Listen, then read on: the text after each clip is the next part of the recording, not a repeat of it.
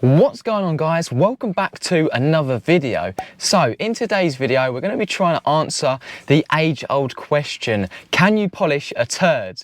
Now, I'm currently sitting in my T4 VW camper. We've converted quite a lot of the back of this and it's now a really great and usable camper van.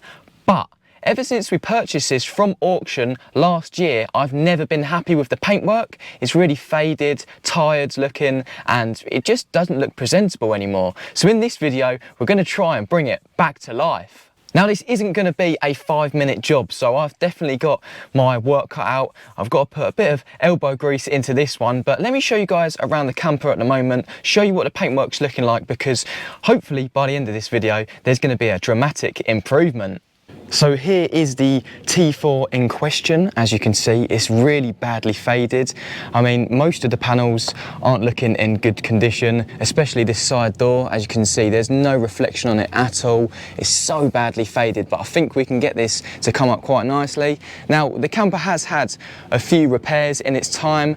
I know these rear arches have been replaced and the paintwork isn't the best on them, but I'm hoping to at least improve these in this video. Now, when I first purchased the T4, I've done a little test patch here, and this was just with hands. It wasn't even with the machine polisher, and as you can see, the sheer difference is just incredible. You can already see a slight reflection there compared to this section, so yeah, I'm quite excited to see what we can do in this video. Now, along with all of the faded paintwork to contend with, we've also got basically a lack of maintenance wash to deal with here. As you can see, all the bird poo there, but we've also got loads of moss growing along the gutters, and it's just not pretty at all. And also, being a van, it means it's got a very big roof, but we're not going to be leaving this untouched. We're going to be cleaning this, polishing it up as well. It needs to be matching the same condition as the rest of the van once we've finished with it. Now, there is just one little disclaimer I'd like to say before we start. I am not a detailer, so if there is something that I miss in this video or something that I could improve on, then please do put it in the comment section below. I'm all ears when it comes to advice. I would say that most of the stuff I've learned is from my dad. He was a detailer for quite a few years, and I love to keep my vehicles clean. I'm normally washing them every other weekend, but the T4 has just been neglected. I've failed to wash it and get it up to sort of a good condition, so then I can just do maintenance washes on it. But it's all going to change in this video.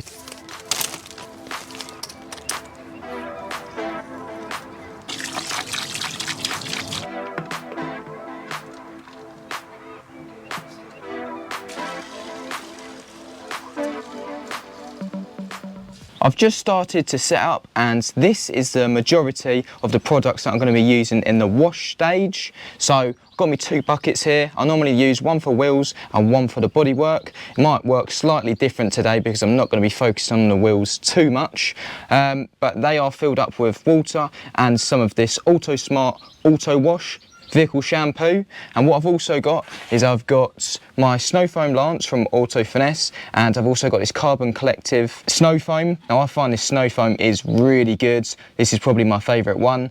Yeah, I've just mixed it up. I think I normally put about 1 to 10 or 2 to 10 parts of water, and I've also got here some G101 by Auto Smart.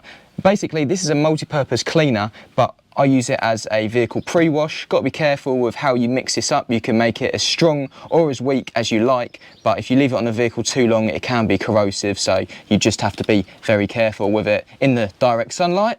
So the aim now is to get the camper van as clean as possible. I'm going to be snow foam it first, and then what I'll do is I'll move on to contact washing, working from the top and going down to the bottom. I have got an array of equipment. I've got my mitt that I'm going to use on the bodywork, but I've also got brushes and even toothbrushes to get in all the nooks and crannies, because we want to get the camper van as clean as possible before we move on to the next stages.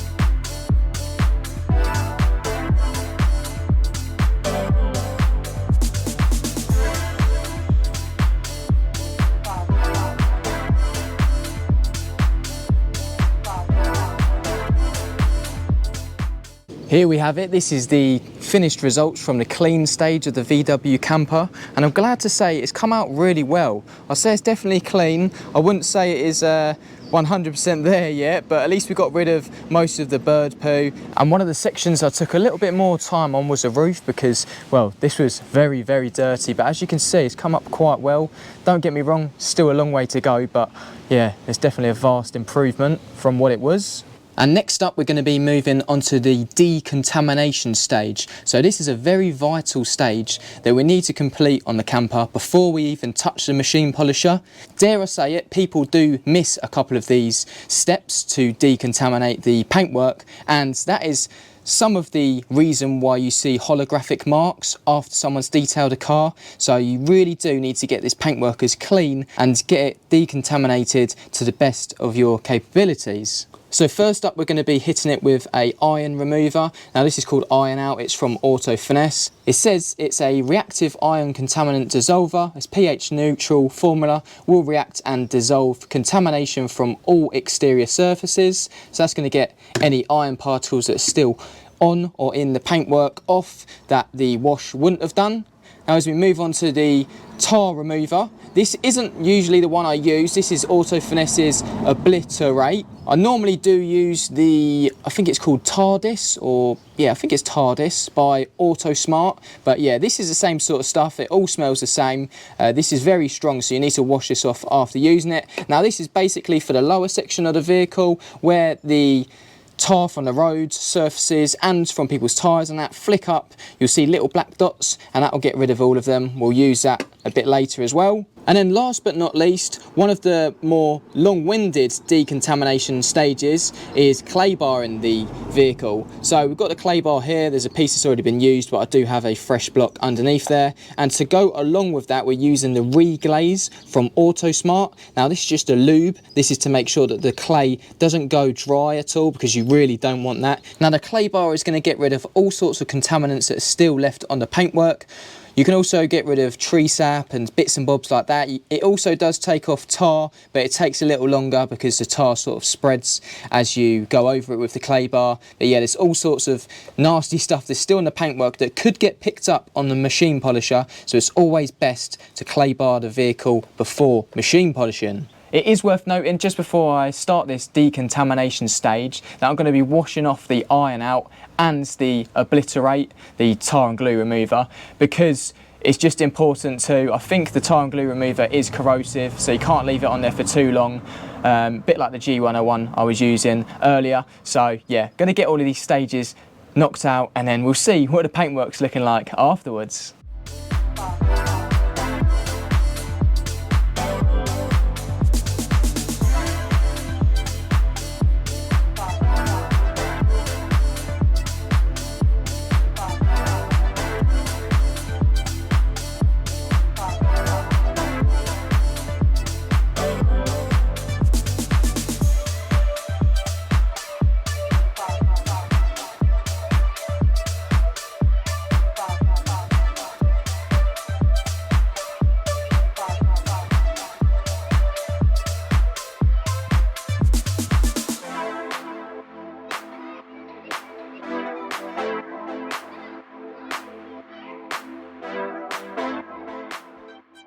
Okay, so we've done the fallout remover. That worked really well, and to be honest, there was a lot of iron that was coming off.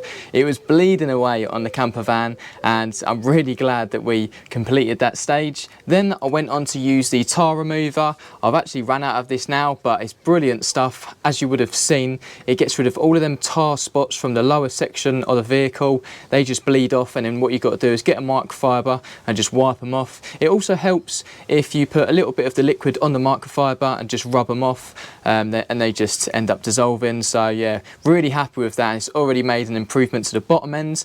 Them dots, you only really see them up close. If you stand back after washing your vehicle, you think, oh yeah, it looks really clean, but it's only when you look really close at it you can see all of the tar spots at the bottom. Anyway, what I'm going to do next is I'm going to clay bar a section of the van. I'm going to take you guys along with me and show you how I'm going to clay bar it. Then I'm going to get the polisher out because I think it would be a bit too monotonous for me to go around the whole of the van and clay bar it. So I'm going to clay bar a section, then I'll machine polish it, and then I'll move on to the next section, clay bar that, and then machine polish it. I think that'll just work a bit better for me. And I'm going to start on this rear quarter section. I'm on the near side of the vehicle.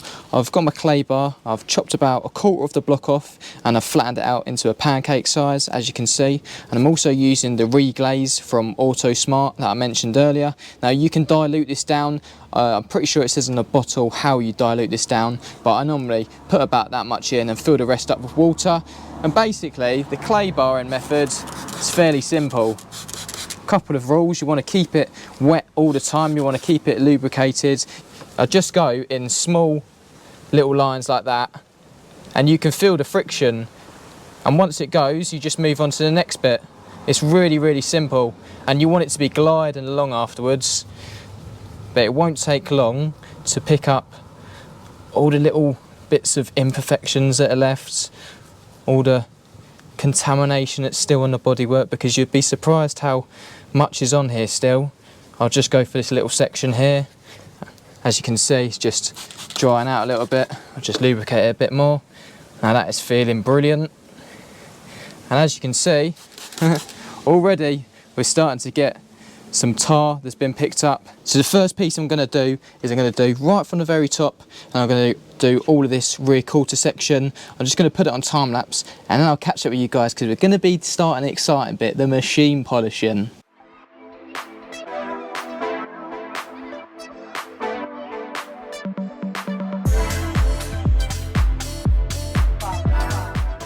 I have now completely clay barred this rear quarter, and I tell you what, I'm a bit worried to put the machine polisher on it because that is the state of my clay bar, and as you can see it has taken off quite a lot of overspray. Now that is something I forgot to mention, that the clay bar does actually remove some overspray, and where these rear quarters have been welded and then painted on, the paint job isn't the best, and the clay bar will take off some of that paint.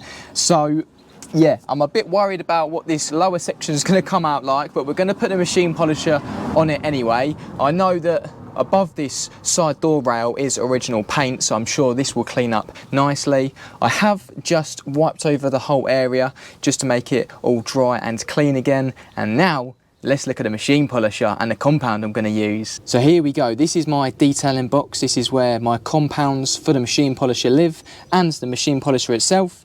Now, just a little bit about that. It's from cleanyourcar.co.uk. I'm not quite sure if that website is still going, but that's where my dad got this machine polisher from.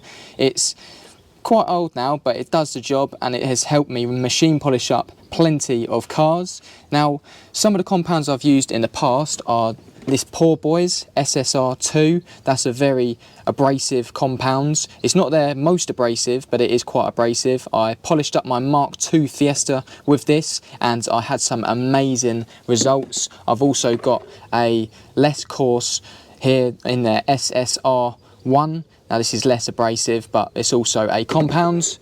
I have also used in the past this Carbon Collective Primer polishing compound. This smells amazing, and I polished up my Fiesta ST with this. It had some minor swirls, but nothing too major, so I went with this compound for that.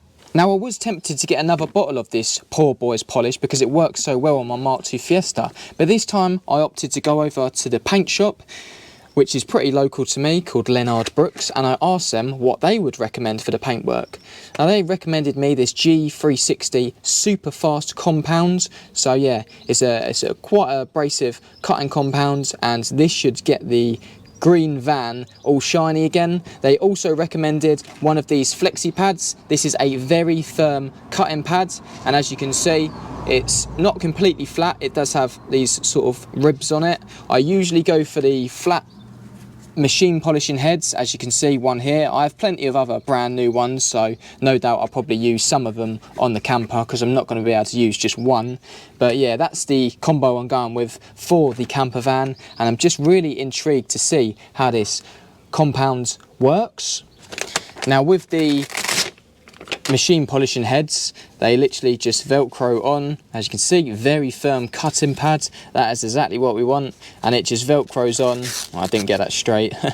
It Velcros on, and yeah, there we go. Now what I'm also going to be doing is taping up most of the rubbers around the windows, because there's nothing worse than getting polish on them. It takes forever to get the polish out of all the nooks and crannies, and if we get the tape on there, it will just save us a little bit of time when we're cleaning up all of the polishing remnants once we've finished. But yeah, it won't take me 2 seconds just to tape this up a little bit.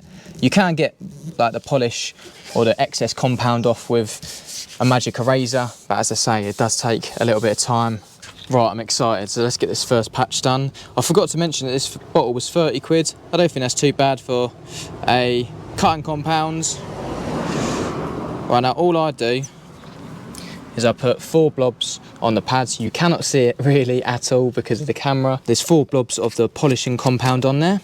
Now this is just the way I do it. You just blob it on. And there's a little dial at the bottom here, and you want it on setting number 1 to start off with, and we're just going to get the product over the area that we're going to be working on.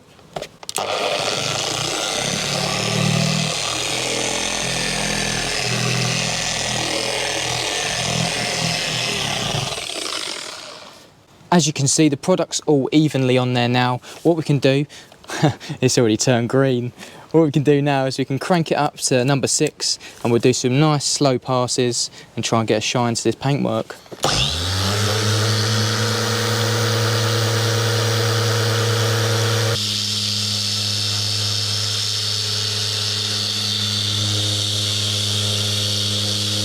And it really is that simple. All I've got to do now is just buff off the excess that's on there. I can already see, wow, that is mental. What? No, this is so crazy. This paintwork is going to be gleaming.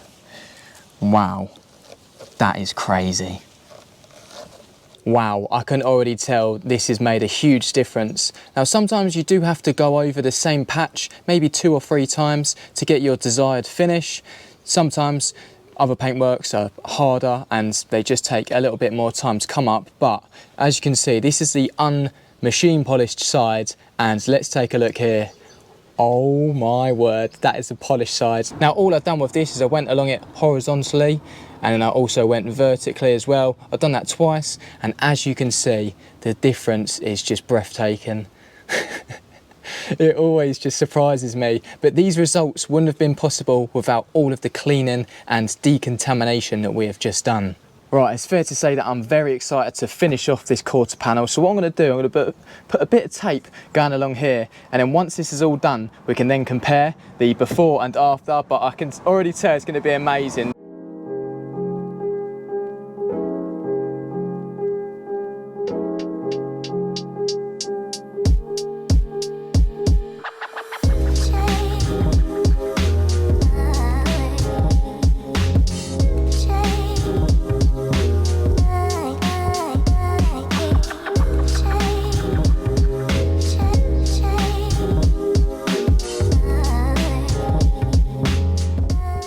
I have now completed this rear quarter, and as you can see, the difference between the sliding door and the rear quarter is just night and day. It really is. Honestly, I can't believe how well this is working. Very satisfying bringing back this old paint. Now, I would say it's all going very smoothly, nice and easily, but the lower section of this arch is just a little bit worse for wear. I have mentioned before in this video that it has been repaired and the paintwork on it isn't the best, so I wasn't expecting this to come up brand new. But as for the original paintwork, that's looking brilliant. All I'm going to do now is just make my way down the vehicle, moving on to the side door, then the driver's and that front wing. And hopefully this is going to be looking a lot different in an hour or so.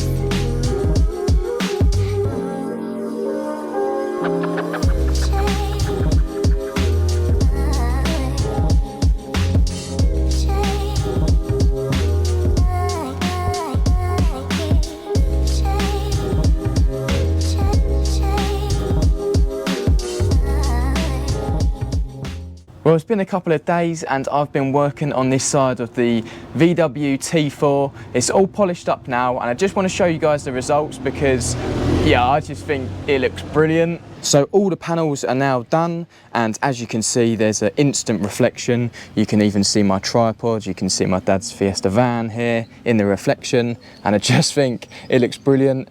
Really happy with how the wings come up and the door. I'm fairly happy with how the sliding door has come up, but this rear quarter is just bad. Definitely needs some work doing to it because there's not really much of a shine. You're starting to see the bad filler work and the painting come through, but apart from that, the rest of it is absolutely gleaming. Look at that. And there is a tiny little patch on this door that I'm not really too happy about, but I mean, it's definitely an improvement. Another section that did come up really well is just all along the top here, this side of the roof. As you can see, it is gleaming compared to the rest of the roof, which is still pretty dull. You've got a reflection there, but you can just tell the difference. This is a polished side all along here, and that is a non-polished side. You can see it's sort of a bit hazy, but yeah, this is crystal clear now, which I'm really happy about.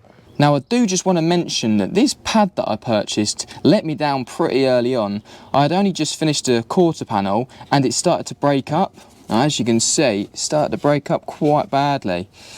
I mean, I know the sun's pretty bright, but yeah, you can't really see that. Let's get it in the shade. There you go. It started to break up loads. And don't get me wrong, the pads I use do break up, but normally not that quick. So yeah, I had to opt to one of my normal pads that I use. And that is what is on the machine polisher now. The only difference is that it's not ribbed like the one I purchased.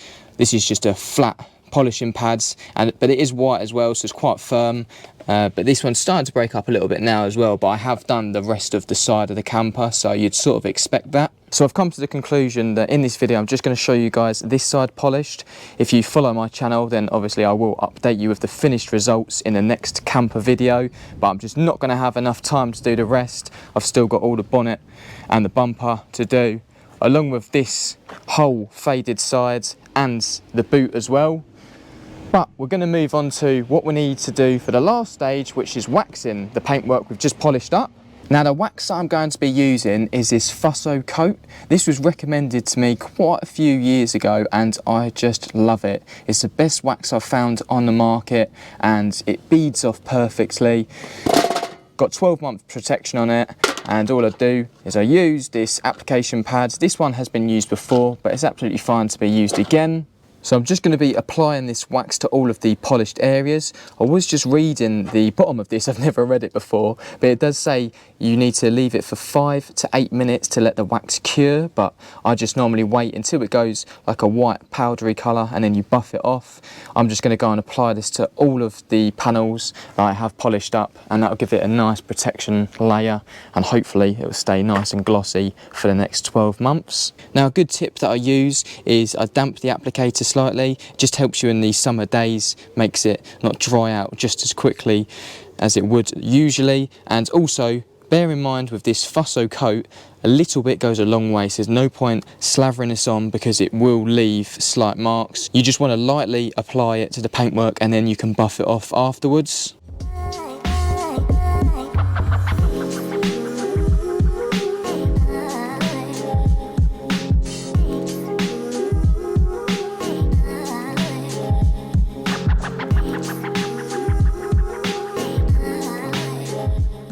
Now I've waxed this side of the camper, it's given it a nice layer of protection. And as you can see, if I just pop some water on there now, it's just going to bead straight off, as you can see. Look at that. That's what they call drying with water. That is the finished product on the VW T4. It's been completely machine polished and waxed now.